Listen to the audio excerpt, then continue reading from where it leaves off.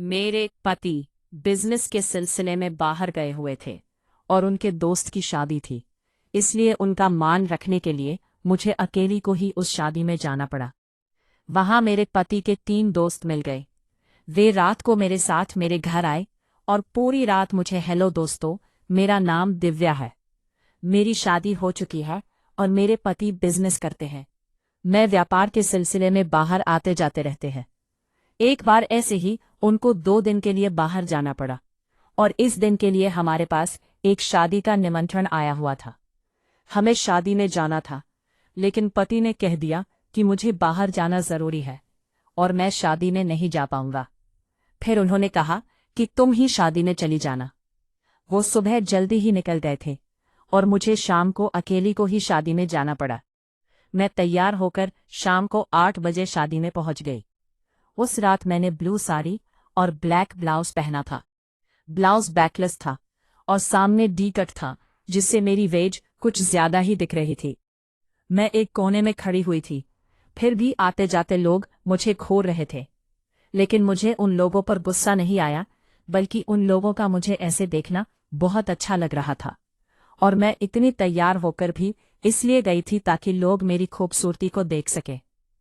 शादी में मुझे मेरी पहचान की कोई भी लेडी नहीं दिख रही थी, इसलिए मैं एक कोने में अकेली चुपचाप खड़ी थी। काफी देर तक अकेले खड़े रहने की वजह से मैं बोर होने लगी थी। मेरा यहाँ पर बिल्कुल भी मन नहीं लग रहा था, लेकिन पति के दोस्त की शादी थी, इसलिए शादी को छोड़ भी नहीं सकती थी। फिर अचानक मेरे पति का एक दोस्त पवन मुझे अकेले खड़े देखकर मेरे पास आ गया। वो बोला, भाभी आपके साथ भाई साहब नहीं आए क्या? मैंने मना कर दिया और कहा कि उनको काम के सिलसिले में बाहर जाना पड़ा, इसलिए मुझे यहाँ शादी में भेज दिया। मैं अकेले ही आई हूँ। फिर पवन बोला, कोई बात नहीं भाभी जी, मैं हूं ना आपके साथ, चलो हम कहीं बैठकर बात करते हैं। फिर हम कुर्सी पर जाकर बैठ गए और बंद बातें करने लगे।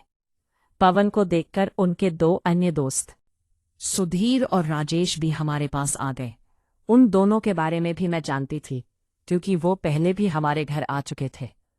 पवन तो कई बार हमारे घर आ चुका था, लेकिन सुधीर और राजेश 3-4 बार ही आए थे। उन लोगों के साथ मेरे पति कई बार हमारे घर में ही ड्रिंक कर चुके थे और एक बार तो मैं भी उनके साथ ड्रिंक कर चुकी थी। फिर हम चारों वहीं बैठकर बातें करने लगे, क्योंकि हमें फिर शादी की पार्टी से ज्यादा मतलब नहीं रहा और हम आपस में ही बातें करने लगे। बातों बातों में ही सुधी ने कहा, यार यहाँ कुछ मजा तो आ नहीं रहा, इससे अच्छा है हम कहीं और चलकर अपनी ही पार्टी कर लें। तभी पवन बोला, कहीं तू भाभी के घर की बात तो नहीं कर रहा? इस पर राजेश बोला, हाँ सही समझा तूने, भाभी भी यहाँ पर बोर हो रही होंगी। उसने मेरी ओर देखते हुए पूछा। मैंने भी कह दिया, हाँ मैं तो बहुत टाइम से अकेली खड़ी बोर हो रही थी, आप लोग आए तो थोड़ा मन लग रहा है। फिर सुधीर भी शब बोला, तो फिर हम घर पर जाकर ही एंजॉय करते हैं। उनके कहने पर मैंने घड़ी में टाइम देखा तो रात के 10 बज रहे थे। फिर सभी ने वहां से हमारे घर आने का प्लान किया और मैं उन लोगों के साथ गाड़ी में बैठकर आ गई। मैं आगे बैठी थी और पवन गाड़ी चला रहा था। उसकी नज़र बार बार मेरे ऊपर ही जा रही थी, जो कि मैं जानती थी, क्योंकि वो घर में भी मुझे ऐसे ही ताड़ा करता था। थोड़ी देर में ही हम लोग मेरे घर पहुंच गए। अंदर आकर वो लोग हॉल में बैठे और मैं सबके लिए बोतल निकाल आई। मेरे पति घर में हर वक्त बोतल उपलब्ध रखते थे। मैं किचन से गिलास और चखना भी ले आई। मैं उन तीनों के लिए 3 गिलास हिला तो पवन बोला, भाभी आप नहीं पियो, ये मैंने मना कर दिया। तभी राजेश बोला, नहीं भाभी आप अकेले बैठे रहोगे तो ऐसे अच्छा नहीं लगेगा, आपको भी पार्टी में हमारा साथ देना पड़ेगा। वो मुझे ज्यादा ही फोर्स करने लगे, इसलिए मैं भी अपने लिए गिलास ले आई। फिर पवन ने सबके लिए पैक बना दिए और हम चारों बातें करते हुए पीने लगे। तीनों की नज़र बार बार मुझ पर ही जा रही थी। मैं भी मस्ती के मूड में थी, लेकिन मैं शुरुआत नहीं करना चाह रही थी। जब हमने 2-2 पैग लगा लिए तो सबको हल्का हल्का मजा आने लगा, अब सुरूर बनने लगा था। तभी पवन ने कहा, भाभी हल्का म्यूजिक भी बजा लो। मैंने उठकर म्यूजिक सिस्टम ऑन कर दिया और हल्का म्यूजिक चला दिया। कुछ देर के बाद तीसरा पैक भी खत्म हो चुका था। अब हमारी नजरें आपस में एक दूसरे को बार बार देख रही थी, क्योंकि सबके दिमाग में एक ही चीज चल रही थी, लेकिन बोल कोई भी नहीं पा रहा था। और वो लोग मेरे साथ मेरे घर पर रात को आए भी तो उसी के लिए थे। 200-250 मिनट के बाद पन खड़ा हो गया और म्यूजिक पर झूमने लगा। उसको देखकर सुधीर और राजेश भी उसका साथ देने लगे। वो तीनों मस्ती में झूम रहे थे और मैं नीचे बैठी हुई इन तीनों को देख रही थी। वो तीनों मुस्कुरा रहे थे और मैं भी उनको देखकर मुस्कुरा रही थी। थोड़ी देर डांस करने के बाद पता नहीं उन लोगों के दिमाग में क्या आया कि वो मुझे भी उनका साथ देने के लिए कहने लगे। मैं मना करने लगी, मगर वो तीनों मुझे बुलाते रहे। फिर अचानक पवन मेरे पास आया और बोला, चलो ना भाभी, बहुत मजा आएगा। मैं जानती थी कि ये लोग किस मजे की बात कर रहे हैं। फिर मैं भी उठकर उनके साथ झूमने लगी। अब पवन ने मेरे हाथों को अपने हाथों में लिया और हम लोग एक कपल की तरह डांस करने लगे। ऐसे ही बारी बारी से मैं एक के बाद एक तीनों के साथ ही डांस कर रही थी। मुझे अब मस्ती चढ़ने लगी थी और वो तीनों मुझे अपने साथ लगातार नचाए जा रहे थे।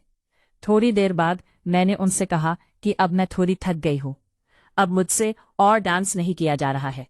तो वो लोग मेरी बात मान गए और म्यूजिक सिस्टम में एक रोमांटिक गाना चला दिया। अब हम सब आकर वापस सोफे पर बैठ गए और फिर से एक एक पैक लगा लिया। नशा अपने पूरे सभा पर था। तभी राजेश बोला, आप बहुत खूबसूरत हो भाभी। उसके तुरंत बाद सुधीर और पवन ने भी यही कहा। उनकी बात सुनकर मैं मस्ती में होकर बोली, तुम लोग बहुत शरारती हो गए हो जी, तुम्हारी शिकायत तुम्हारे भाई साहब से करनी पड़े। वो बोले, जब शिकायत ही करनी है तो फिर अपना काम तो पूरा करके ही जाएंगे। फिर मैंने कहा, उसके लिए मैं भी पूरी तरह तैयार नहीं हूं, पहले मुझे खुद को दिमागी रूप से तैयार करना होगा। इसलिए मैंने राजेश को एक और पैक बनाने के लिए कह दिया। इस बार राजेश ने मुझे बहुत हैवी पैक पे ला दिया। अब मैं पूरी नशे में थी और बहुत ज्यादा मदहोश हो रही थी। मेरा सर पूरी तरह से घूम रहा था और मुझे कुछ पता नहीं था कि ये मेरे साथ क्या हो रहा है। लेकिन उन लोगों को इस बात से कोई फर्क नहीं पड़ रहा था। उसके बाद उन तीनों ने मिलकर मेरे साथ वो सब किया जो मैंने कभी सपने में भी नहीं सोचा था। फिर सुबह 9 बजे के करीब जब मेरी आंख खुली तो मैंने देखा कि वो लोग जा चुके थे। अब मेरी उठने की बिल्कुल भी हिम्मत नहीं थी, इसलिए मैं सोती रही और शाम के 4 बजे उठी। दोस्तों, उस दिन मेरे साथ जिंदगी में पहली बार ऐसी घटना घटी थी। लेकिन अब तो इस कार्यक्रम का सिलसिला बाबा बादशाह की चल पड़ा है और महीने में 2-4 बार तो ऐसा हो ही जाता है। जब मेरे पति बिजनेस के सिलसिले में बाहर जाते हैं तो वो लोग मेरे घर पर आकर पार्टी करते हैं और हम खूब मौज